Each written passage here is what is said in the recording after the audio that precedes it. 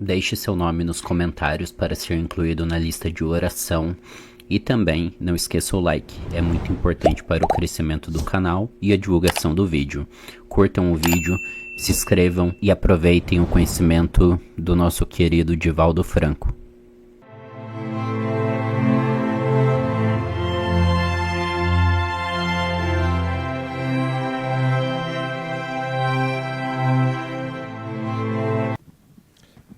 Senhoras, senhores, queridas irmãs, queridos irmãos espíritas, caras amigas e caros amigos que nos acompanham pela Web TV, órgão da nossa instituição, os melhores votos de muita paz. Já é redundância abordar-se qualquer temática fazendo-se uma análise da época em que estamos vivendo. No Evangelho de São Marcos, no capítulo 13, o evangelista apresenta uma bela palavra de Jesus, que está intitulada como o Sermão Profético. Curioso que Jesus estava nesse dia em Jerusalém, porém estava do outro lado do Hermon, o monte. E, de repente, aproximou-se do templo, que era considerado majestoso. O templo em Jerusalém não era um edifício, como normalmente se refere. Era um grupo de edifícios, entre os quais aquele dedicado à oração. Era dedicado às orações e às dádivas no gasofilácio, o depósito, onde se colocavam as dádivas para Deus. E Jesus estava olhando a paisagem ao entardecer, quando os seus discípulos, que eram pessoas muito modestas, aldeães da Galileia, a Galileia fica muito acima de Jerusalém. E estando na capital de Israel, encontravam-se deslumbrados. Eu me recordo que ao vir do interior, onde nasci e cresci, a capital do estado deslumbrou-me para a paisagem que eu trazia de uma grande cidade na época, que era aquela em que eu nasci.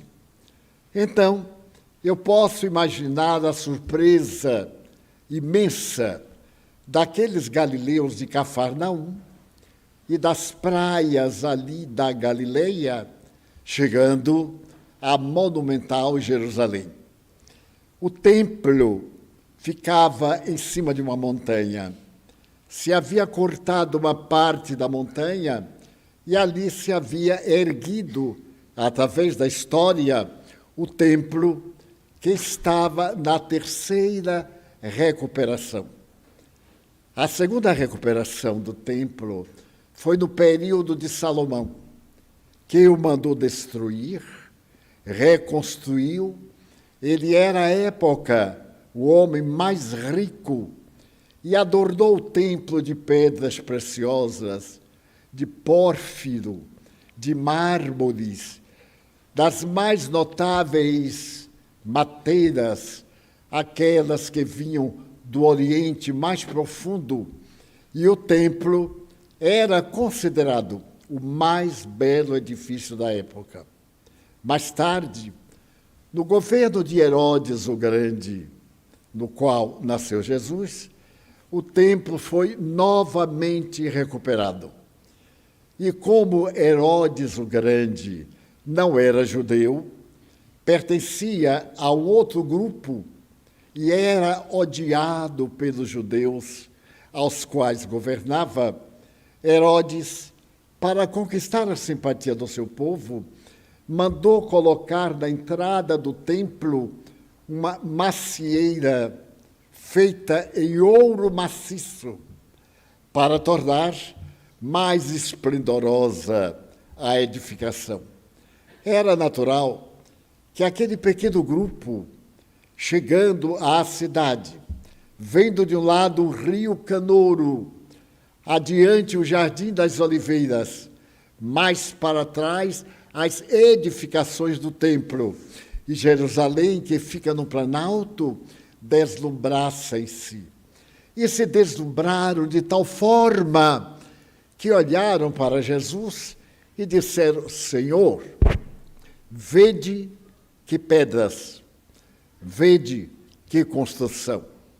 Para dar uma ideia, cada pedra pesava, em média, mais de 20 toneladas. E o trabalho de construção não tinha reboque, nem tinha qualquer substância para ligar uma pedra à outra. Não havia esse processo. As pedras eram tão perfeitamente cortadas que se acoplavam, como nas pirâmides, como se fossem deixadas à toa, até atingirem a sua finalidade. Então, naquele deslumbramento, Jesus sorriu para eles e disse-lhes: em verdade vos digo, não ficará pedra sobre pedra que não seja derrubada. Isso causou um grande espanto. Como se poderia derrubar aquele templo? Era totalmente impossível. Não havia instrumentos, ainda não se usava a pólvora, e isso deveria demorar não sei quantos anos. E eles ficaram tão surpresos de Jesus fazer um vaticínio desta forma, que o convidaram a atravessar o córrego, passar para o Jardim das Oliveiras, ou Getsemane, e contar como é que isso seria. Jesus atravessou com eles. E à medida que a noite veio, Jesus começou a falar. O sermão vale a pena ser lido. Os detalhes, a forma, como é apresentado, surpreende-nos até hoje. Vamos dar uma ideia. Examinai o que foi dito, mas dia virá em que ninguém chorará por outro, mas por si mesmo. Os filhos entregarão os pais. Os pais entregarão os filhos. É efeito da Covid. A minha será eterna. Já me conformei. Entregarão os filhos à justiça. Quem estiver no campo, na grande explosão, não volte para casa, porque não dá tempo. Quem estiver no telhado, não desça, porque a calamidade será de tal forma que ninguém escapará.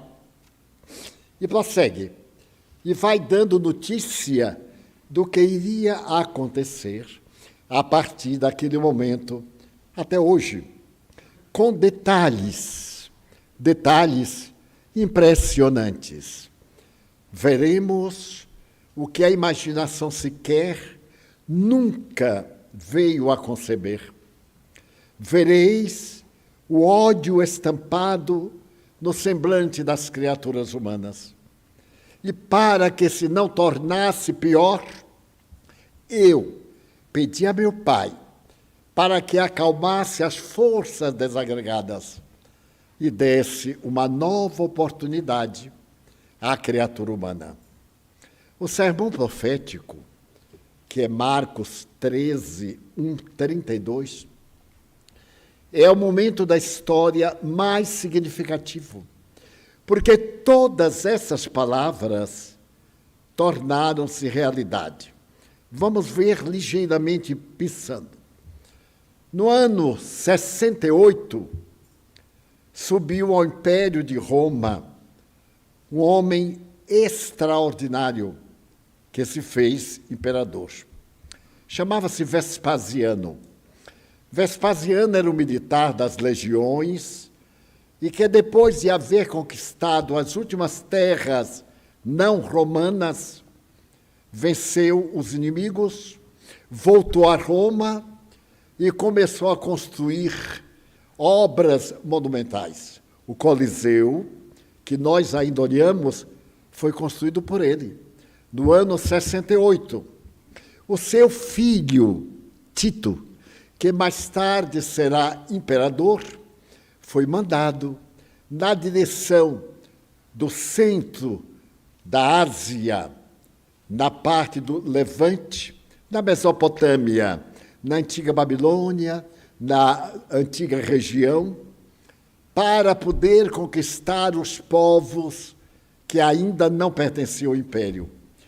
E os judeus, israelitas, eram um povo belicoso. Estava sempre contra o poder central de Roma. Naquele momento, Tito deveria conquistar Jerusalém e esmagar os rebeldes. Ele veio e começou a guerra contra os judeus. Conquistou a Samaria, conquistou a Galileia, e quando chegou na Judeia, a resistência foi muito maior. O que fez ele? Mandou sitiar Jerusalém e fez vários acampamentos em volta da cidade. Era impossível entrar ou sair de Jerusalém. Ele esperava matá-los à sede ou à fome. Mas, curiosamente, cerca de 63 anos, Herodes o Grande, para escapar de uma cilada desta, mandou trazer uma fonte subterrânea a Jerusalém para poder manter a cidade em qualquer ocasião de cerco. E essa fonte subterrânea chegava exatamente ao palácio, ao lado do templo, e dava para manter regularmente a cidade. 2 anos depois, Jerusalém não aguentou, Tito entrou e matou 60.000 judeus. Como o templo era o edifício mais significativo para os judeus, foi derrubado pedra sobre pedra. Se nós formos na plataforma, não vemos uma pedra. Todas foram arrancadas e atiradas distante. Numa das baixadas ficou a alvenaria, que é chamado o muro de sustentação, o muro das lamentações. Até hoje, já tendo pátria, os judeus lamentam terem sido expulsos de Jerusalém no ano 70 e mais tarde, definitivamente, perderam a nacionalidade e foram expulsos no ano 150. Como Tito não podia ficar governando aquele povo rebelde, entregou o seu governo ao representante romano na Síria, hoje devastada, com essa guerra tremenda por causa de um ditador infame que destruiu seu povo e hoje governa fantasmas, ruínas, mas não sai do poder. Mas a morte vai tirá-lo. Por mais que ele demore, aí uma morte vai chegar devagarzinho e vai dizer, vamos, filhinho, para o inferno, e vai levá-lo suavemente. Muito bem. Portanto, o que Jesus previu, podemos ver que se deu absolutamente. Mais tarde, quando falamos que os pais denunciariam os filhos denunciariam os pais, até hoje nos parece um absurdo. No tempo do nazismo, os filhos denunciavam os pais ao mais terrível tribunal político da humanidade. E esses pais, porque não eram nazistas, eram levados para campos de concentração e mortos. Os pais denunciavam os filhos, porque Goebbels, um dos 4 auxiliares de Hitler, havia imaginado uma raça superior. E, claro, os hebreus eram menos do que porcos. Matar um hebreu era uma glória. E ainda hoje nós encontramos no neonazismo quem pense assim. Então, os pais que tinham filhos que molhavam a cama à noite, isso era uma falência do sentido étnico, denunciavam os pais à polícia, e eles eram considerados patológicos, eram levados aos campos de concentração e atirados nas câmaras de gás, pelo crime de terem um problema natural, que é hoje perfeitamente tratável, especialmente pela homeopatia, a enurese. Nós, então, estamos vendo que aquilo que Jesus falou é absolutamente exato. Porém, no dia 4 de agosto de 1945, às 8h15, numa cidade japonesa, Hiroshima, havia o clima de paz. O Japão estava em guerra com a América do Norte. Havia invadido e destruído as forças armadas no Oceano Pacífico. Os Estados Unidos ameaçaram destruir Tóquio. No entanto, ao fazer-se um balanço de guerra, os estrategistas consideraram que uma invasão americana a Tóquio mataria uma média de 4 milhões de pessoas. Tóquio tinha uma média de 8 milhões de pessoas. Então, fazia 5 anos que realizavam um projeto chamado Projeto Manhattan. Era um projeto de uma bomba feita por alguns cientistas, incluso von Braun, que era alemão e que os Estados Unidos prenderam e levaram para Los Alamos, na Califórnia. Muito bem, naquele momento, as pessoas olharam para os céus e viram 3 aviões. Não era surpresa, porque Hiroshima não era uma cidade militar, era uma cidade estudantil. Era uma cidade cortada por um rio chamado Otá. E esse rio tem, ainda hoje, 7 braços. Mantinha a cidade de Hiroshima em um clima dos mais agradáveis e férteis. De repente, houve uma claridade às 8h15, como nunca havia sido vista antes. Esta claridade foi o estouro da bomba atômica. Esse estouro produziu 100 vezes a claridade do Sol e cegou aproximadamente 90 mil pessoas em 1/100º de minuto. Logo, veio uma escuridão, como antes nunca houve, e as pessoas saíam batendo-se. Nesse instante, soprou um vento norte-sul, leste-oeste, com uma velocidade de 150 metros ou quilômetros. Então, houve uma loucura geral, porque automóveis, animais e pessoas eram arrancadas e jogadas. As pessoas eram jogadas com tanta velocidade contra a parede que ficava somente a gordura na parede. O ribombar foi tão terrível que 200 mil pessoas, é estatística oficial, perderam a audição porque os ouvidos sangraram. A 30 quilômetros, as vidraças das casas arrebentaram. E aí as desgraças vão acontecendo. A claridade vem, a cidade está destruída totalmente, apenas com uma parede de pé, e o relógio de uma torre, que estava 8 horas e 15 minutos, quando veio a explosão. Então houve uma calmaria.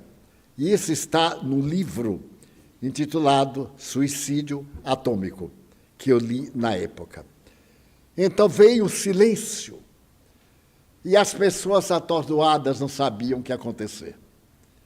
Um calor que subiu a 70 graus. Nesse momento, começou a chover. E o autor dá detalhes, que eu não vou repetir, porque são muito afligentes. As pessoas rasgavam as roupas, o ventre rasgado com os ventos, atiradas as vísceras do lado de fora, e os cadáveres, milhares. Então começou a chover, e as pessoas ficaram alegres. Não era chuva, era um efeito da radiação nuclear. Era um subproduto atômico que caía em bagas sobre as pessoas, responsável pelo câncer. Até hoje, morrem em Hiroshima e em Nagasaki aqueles descendentes daquele dia trágico, às 8h15 da manhã, às 10h15 da manhã, daí a 3 dias, na cidade de Nagasaki. Então, aquilo que Jesus previu está aí. Arrasará. Quem estiver no campo, não volte. Não deu tempo. Quem estiver no telhado, não há tempo.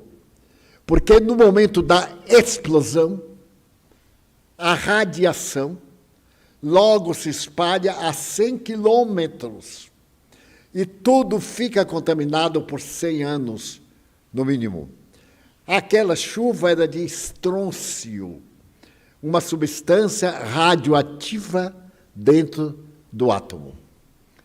E então, se nós formos examinar o sermão, a desvantagem moral, o desrespeito atingirão índices inimagináveis. Será necessário lembrarmos do desrespeito, da imoralidade, da vulgaridade. Até a internet, que eu considerava até há 2 meses sadia do ponto de vista ético, eram as redes sociais tão éticas que não diziam pela palavra sangue, morte, homicídio, assassinato. Essas palavras eram grifadas ou emendadas. De repente, a internet abriu, eu tomei um choque, porque os atos sexuais frontais estão em qualquer uma rede que se abra agora ou qualquer hora. Eu digo assim, mas não é possível, será que isso é internet? Ou vai ver que eu estou num programa aí? Não, é a internet. Ambas, as mais divulgadas, desceu a um nível tal que eu me pergunto, mas qual é a necessidade, por exemplo, de mostrar que uma mulher que tenha o DRR deformado, isso seja moda? Então, ter um quadril tão deformado que vira uma mesa, em que isso é sensual, em que isso é vulgar, é uma aberração. Porque já não nos bastam a sensualidade das outras cenas, na beleza, na sensualidade das profissionais de sexo. Já não nos basta isso.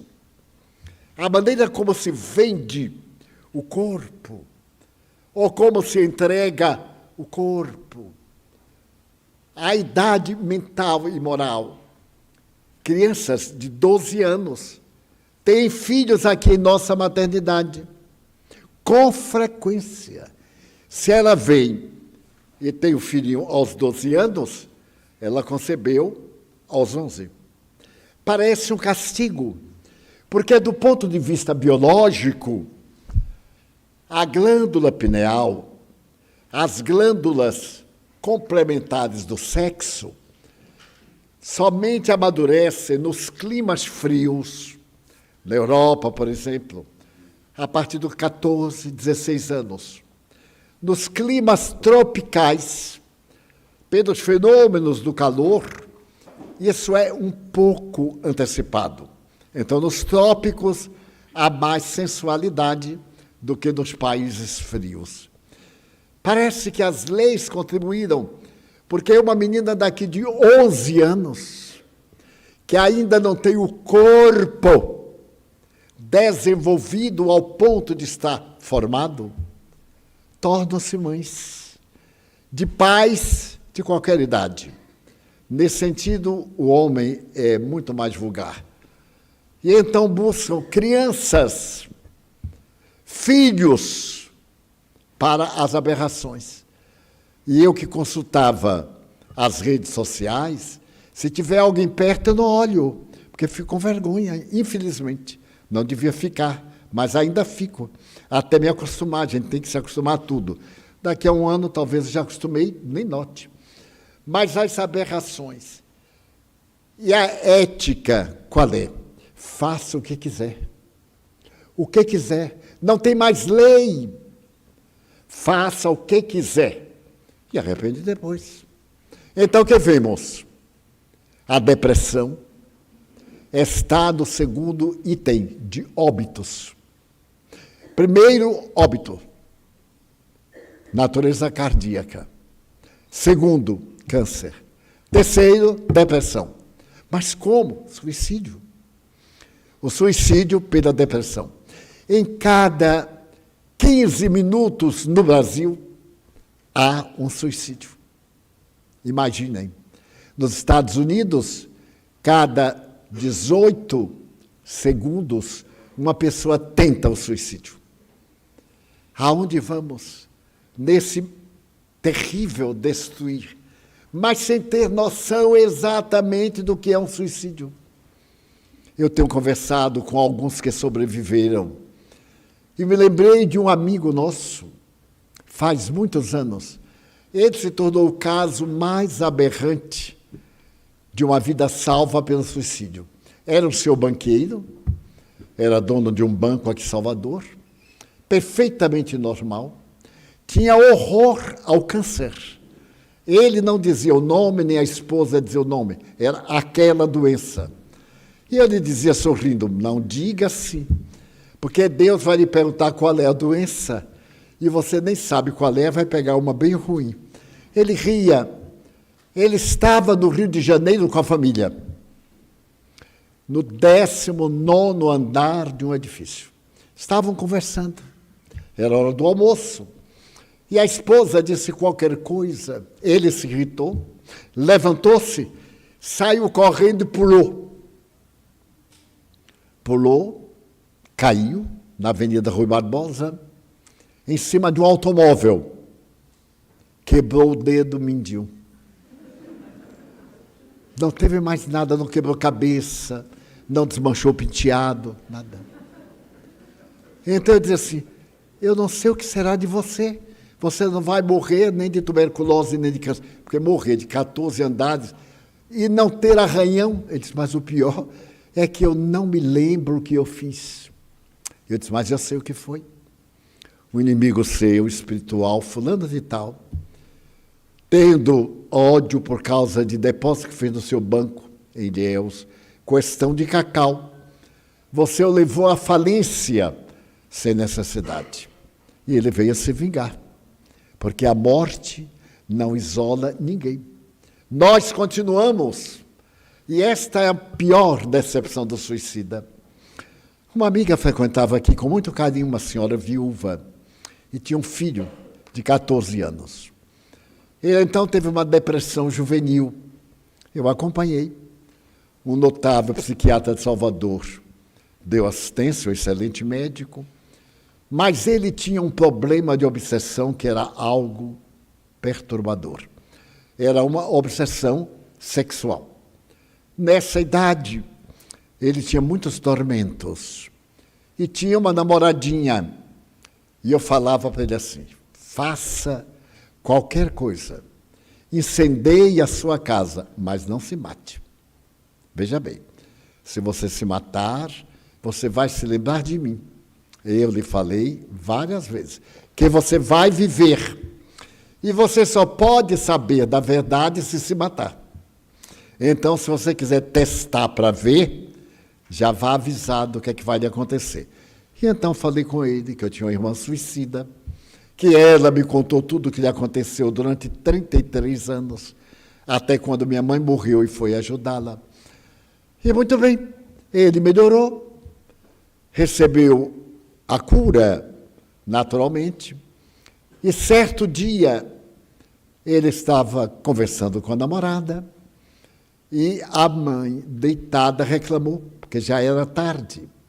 Isso foi o gatilho que o fez entrar no banheiro,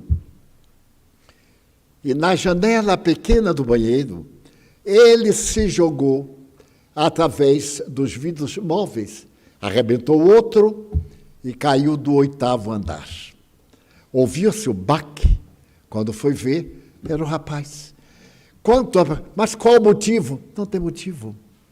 É um surto, é um momento. Aquilo toma e atira do abismo. As forças, como falou Jesus, se encarregam dessa destruição. Desnecessário dizer o que a mãe sofreu, as 2 irmãzinhas e também nós.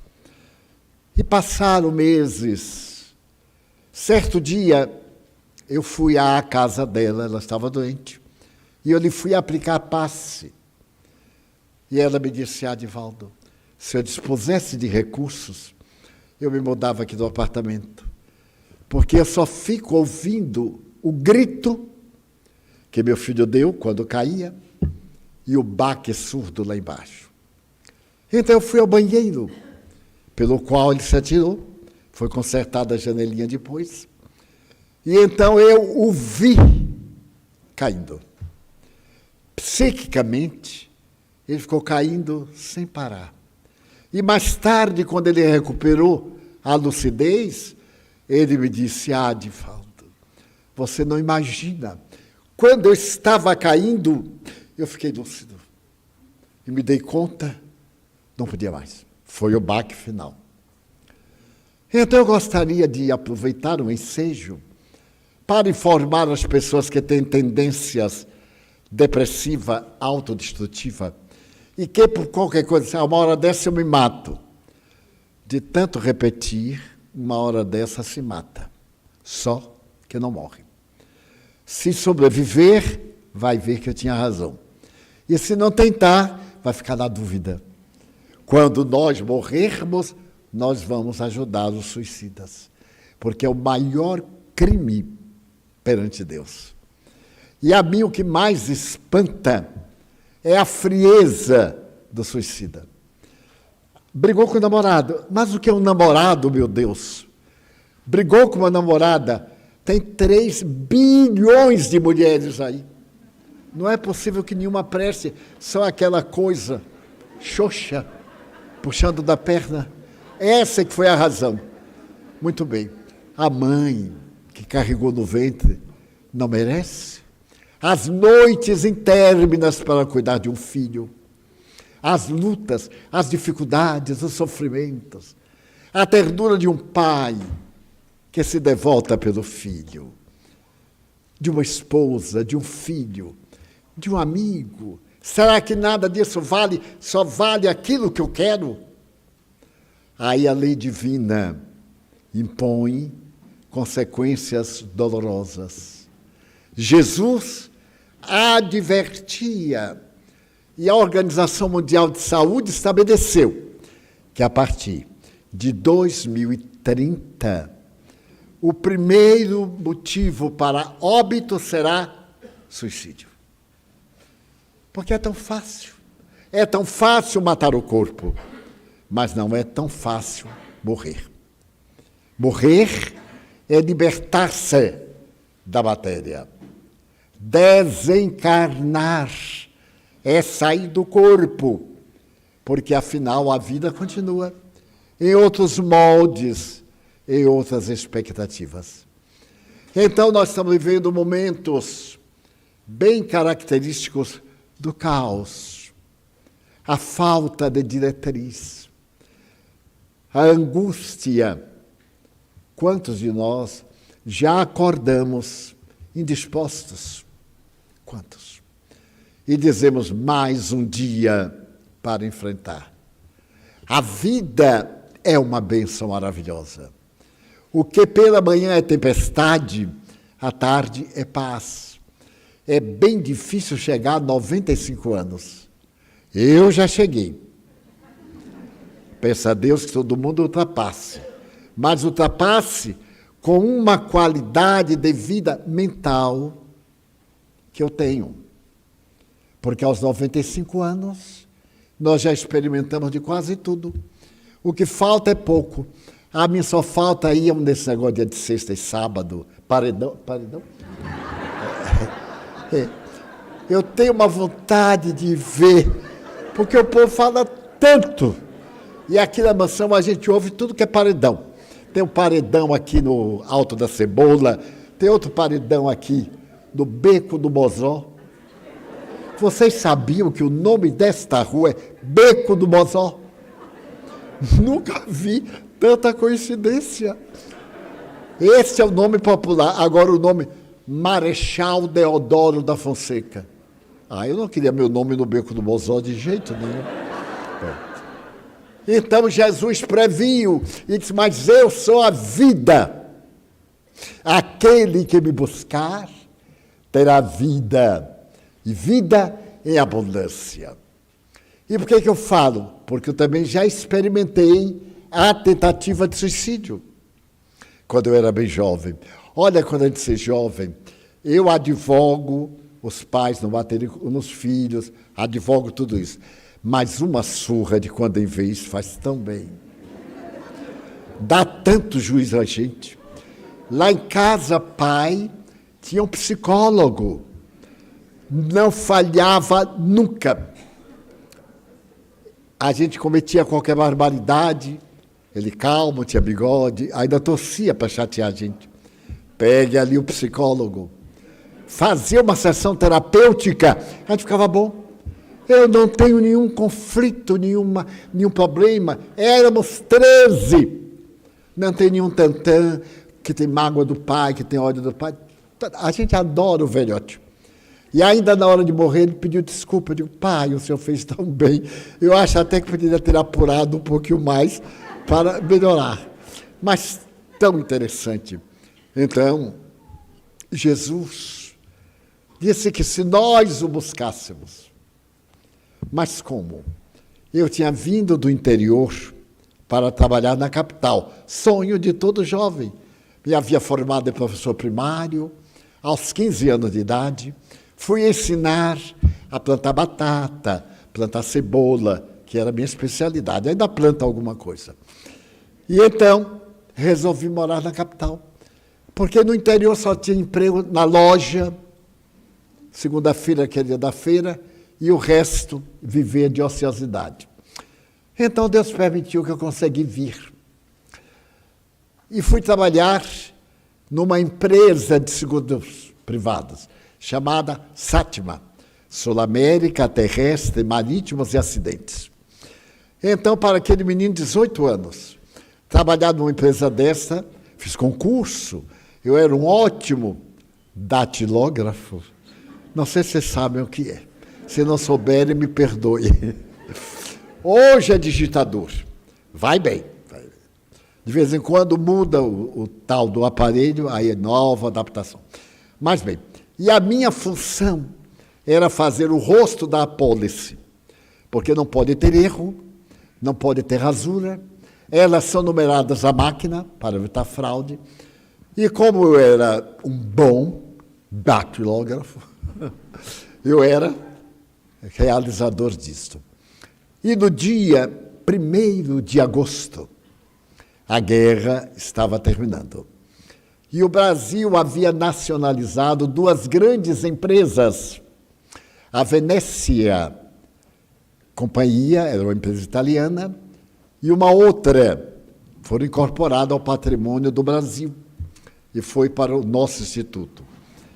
Então, o meu gerente, eu nunca me esqueço, tinha 18 anos, me chamou, era um senhor respeitável, e me disse: Divaldo, nós estamos agora em economia e vamos despedir os funcionários mais recentes, porque veio a ordem da matriz e você e fulano são os 2 mais recentes. Você passe no caixa para receber o salário. Eu tinha trabalhado 13 dias. Ainda lembro até do dinheiro que eu olhei assim, contei. Muito bem. Eu fiquei tão deprimido. O choque. Porque demitir é muito bom para quem demite. É doloroso. E eu tinha que pagar a pensão onde estava. Quando eu vi aquilo, eu tive um choque. E estava na moda suicídio em Salvador, jogando-se do elevador Lacerda. Porque tudo tem moda, até suicídio. Hoje é overdose. Olha a coisa linda. De quem morreu? Uma overdose. Teve o tempo do veneno de rato, teve o tempo do enforcamento, que continuam. Mas há sempre a preferência. E naquele os jornais anunciavam atirar-se do elevador Lacerda, que são 90 metros, não tinha nenhuma defesa, todo ali era aberto, fecharam depois. Então, uma voz me disse, tão nítido como eu estou falando aos senhores: suicida-te. Vê que mundo miserável. Como é que comete uma injustiça dessa contigo? Tu necessitas viver. Teus pais estão velhos, são pobres. Meu sonho era atender a meus pais e a uma irmã que não casou. Eu disse, mas é mesmo. E a voz foi conversando comigo enquanto eu caminhava. Havia um edifício chamado A Lâmpada, de onde desce a ladeira da montanha. Eu digo, então eu vou me matar. Parei numa casa comercial, pedi licença, sentei-me e escrevi uma carta a meus pais, dizendo que eles não eram responsáveis e que eu havia tomado aquela atitude porque tinha vergonha. Eu vim tentar, e agora era envergonhado, assim, humilhado. Não ia dar para nada e eu não ia voltar. Bem, peguei, dobrei, prendi aqui no bolso com um clipe. E fui na direção do elevador Lacerda, como quem vai à busca de um veleiro da fantasia, quase com alegria. Bom, subi o elevador e quando eu cheguei lá em cima, eu tremia, estava muito frio, suava em quantidade. Então eu me aproximei da parte que defronta o mercado modelo, pus as mãos para saltar. Nesse exato momento em que eu ia fazer o esforço, e olhava para frente, eu vi a minha irmã suicida. Ela se houvera suicidado no dia 11 de novembro de 1939. Fazia, portanto, 16 anos. Eu a vi no ar, o cabelo desmanchado, semblante inchado. Ela havia tomado um veneno, cianureto, misturado com mercúrio. Morreu em 3 minutos. Então ela gritou, Di, não faça isto, louco. Ninguém morre, olhe-me. Eu olhei para ela, aquele fantasma, às 2 da tarde. Eu tive um choque tão grande que desmaiei para dentro. Porque se desmaiasse para fora, eu estaria aqui incorporado em Mário para contar a minha história. Bom, quando eu acordei, eu estava sobre uma mesa, umas lâmpadas acesas e umas pessoas de branco rodando a mesa e estava com o estetoscópio. Então, eu ouvi dizer, não, no coração não tem nada. Eu aí olhei, aquela gente tão bonita, de máscara, não era época de pandemia, estava todo mundo de máscara. Eu então perguntei assim, eu estou no reino dos céus. Aí o médico disse onde é que eu estava, com as outras palavras sonoras, que aí eu fiquei bom. Levantei-me, muito trêmulo, fiquei muito agitado interiormente durante uma semana, até passar aquele fluxo, aquela onda. Eu colocava a mão, estava trêmula. Hoje, aos 95 anos, eu tenho a mão firme, sem qualquer problema. Escrevo sem tremer. E vim descobrir que era um inimigo que há cerca de 200 anos me havia levado ao suicídio em Paris, em 1794, e que ainda desejava ver o resto. Graças a Deus, através de mim, ele veio muitas vezes, foi orientado na palavra cristã por Nilson, a doutrinação, explicou que ele já havia morrido, explicou a história, a acusação que ele me fazia não era justa. Dizia que eu era responsável por um dano muito grave no período do cardeal Richelieu, 1526. E ele foi indo, renasceu aqui na mansão e veio como meu filho. Eu registrei como meu filho. Já morreu e está no além me esperando. Eu digo, não tenha pressa, pode continuar me esperando. Então eu sei o que é o suicídio. Eu quase estive lá. Mas o que agora me vem à mente? A presença divina inspirando, socorrendo. Eu tive a visão psíquica direta de minha irmã Nair, mas todo mundo tem a presença divina, a inspiração. Ore. Eu dizendo isso a uma jovem de 20 anos. Eu disse, minha filha, ore. Ela disse, eu não sei orar. Eu digo, chame o nome do seu namorado, porque não é possível. Uma pessoa de 20 anos, na cultura, não sabe orar. Ou pelo menos nunca leu no dicionário que é orar. Aí eu expliquei a ela. A palavra latina é os, boca. Os, oris, na declinação. É abrir a boca da alma para entrar em contato com a divindade. Mas como do namorado ela sabia, eu digo, chame por ele, Alexandre. Se tiver algum Alexandre aqui, me desculpe. Alexandre, Alexandre. Porque Deus lhe ouve. Não é o nome, não é religião, não. É o nosso sentimento. Como é que a gente atende uma pessoa? Pelo nosso sentimento. Pela simpatia, pela antipatia, pelos méritos. Graças a Deus, ela havia tentado uma vez, quando eu a recebi depois. Ela está agora casada, com um lar e 2 filhinhos. Eu lhe digo, que tal? Se você tivesse desertado, que tal? Olhe para a sua filhinha, linda, que a criatura nem merece. Às vezes ali, assim, uma pessoa feia, tem uma filha linda. E outros lindos, tem cada bagulho, que a gente fica com vergonha. Olha meu filho, ai que gracinha. Já sabe que é horroroso. Ai que gracinha, né? Ou então, que inteligente. Quando nós dizemos, nossa, que linda. Não adianta mudar. Pois bem.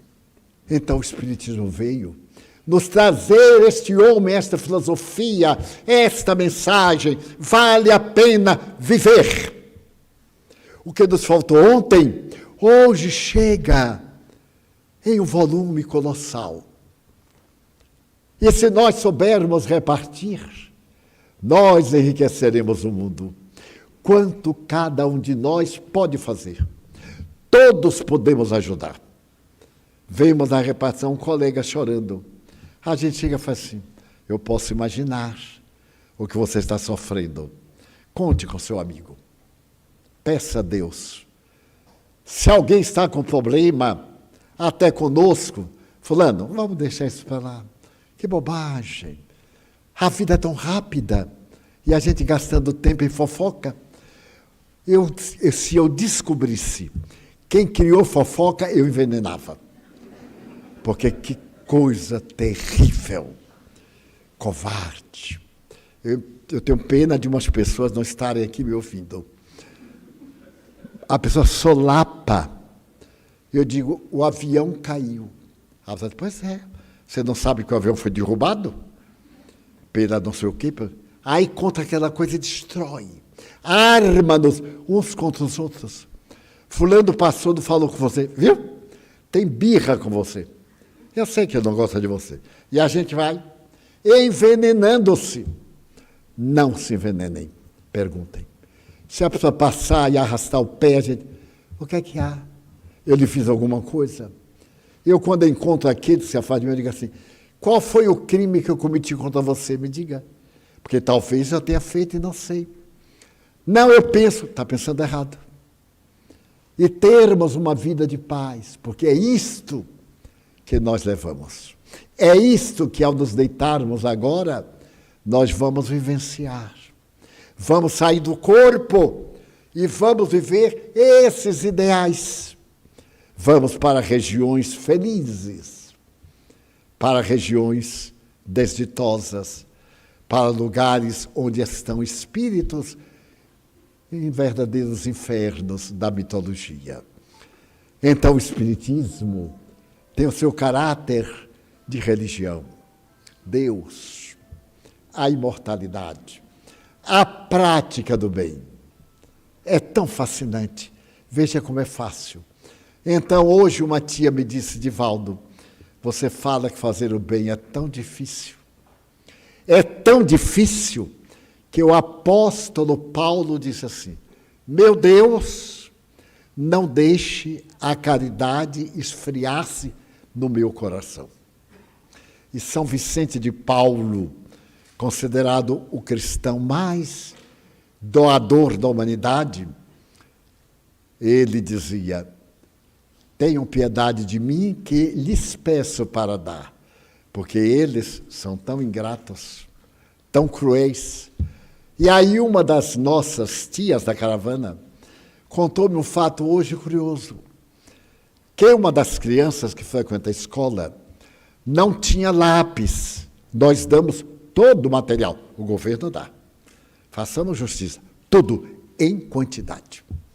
Muitos escondem, furtam, roubam para estes dias, mas dá. Todas as escolas recebem.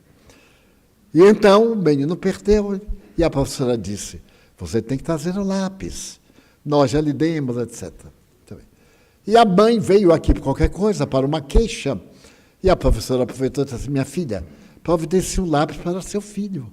Porque ele não escreveu, compre um lápis. E ela respondeu assim, eu?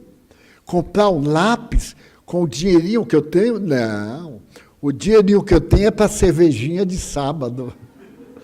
Olha, a cervejinha de sábado. Então a gente passa em qualquer lugar, está assim como moscas na cerveja de sábado. Então eu imaginei que pobre mãe é esta. O filho é dela. Nós damos tudo, inclusive a alimentação. Uniforme, todo o material, psicólogo, dentistas, estamos dando 1000 óculos. Todas as crianças da nossa escola estão sendo examinadas, estão recebendo gratuitamente óculos. E agora vamos fazer com adultos para 100 óculos grátis. E a pessoa beneficiada diz que, ao invés do lápis, a latinha, que ela não vai deixar a coitada tomar. Então eu disse à tia assim, diga para ela vir me falar que eu dou o dinheirinho dela comprar a latinha, porque isso faz bem. E a gente tem que ajudar a pessoa a ser feliz. Toma uma cervejinha, só que ela deve tomar umas 30, porque ela é dura para poder ficar cambaleante, toma umas 30. Em que faixa a humanidade ainda está? Daí, Jesus olha e diz assim, que lindas pedras, mas não ficará uma sobre outra, porque todas serão derrubadas. Existe, na história da humanidade, duas posturas de comportamento. As pontes, que ligam as distâncias, e as paredes, que fecham as distâncias. Então, nós devemos ser pontes. Se alguém Está com problema? Não compliquemos, sejamos ponte. É tão bom a gente ver passar na direção da felicidade. E isso faz um bem ético a nós que fazemos.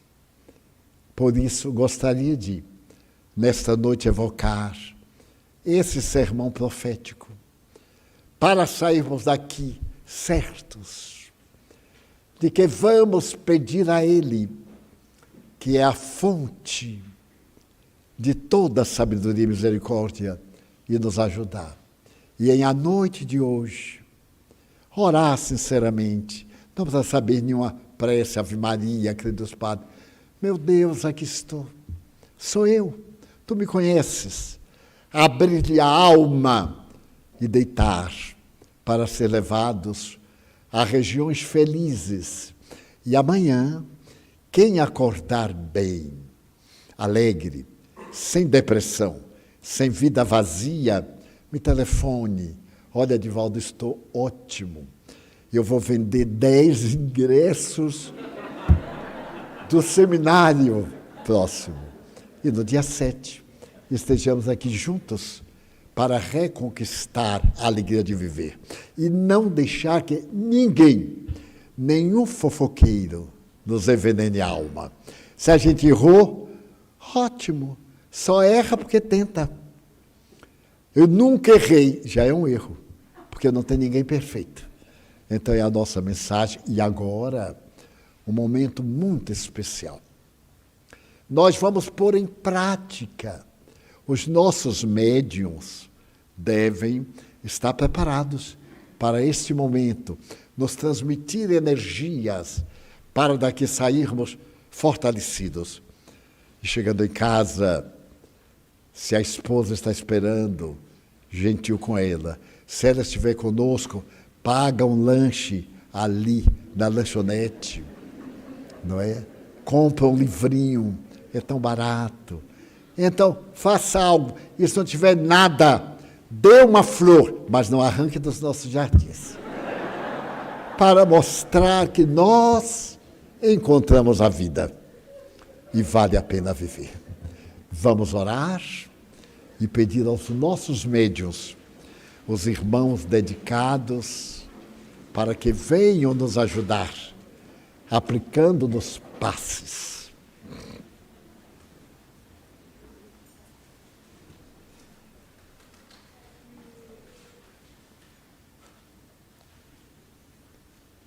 Amigo, um dia tu disseste: já não vos chamo amigos, eu vos chamo irmãos. Nesse dia, tu abdicaste do reino de Deus para te irmanares conosco. Tu disseste que venham até mim. Estamos tentando. A estrada é áspera, a memória é vacilante, o desejo não é tão forte.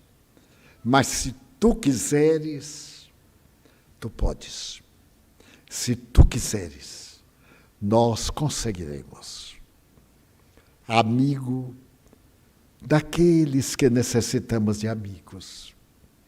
Enche, planifica de paz o nosso coração e faze que saiamos daqui assessorados pelos guias espirituais para que abençoem nossa casa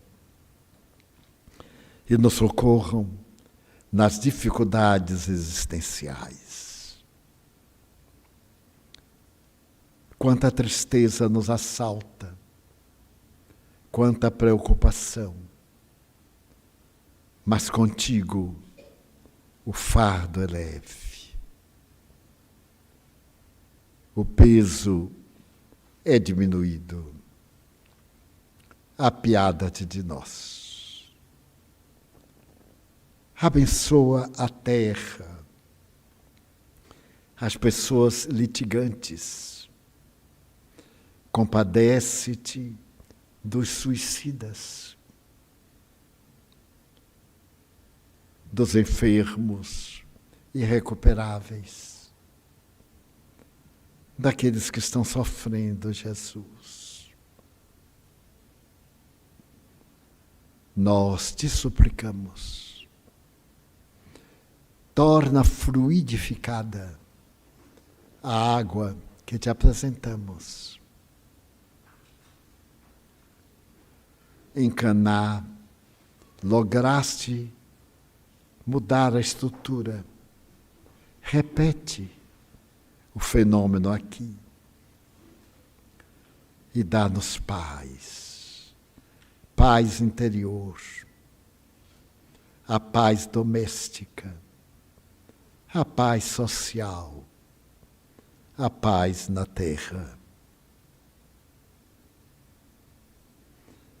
Ó, bem-aventurados os mansos, os simples, os humildes, os pobres em espírito.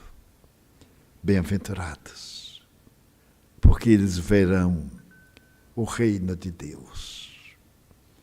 Agradecemos-te, Senhor, e aos espíritos amigos, esta oportunidade, encerrando a nossa reunião com votos de paz para todos. Está encerrada a nossa sessão.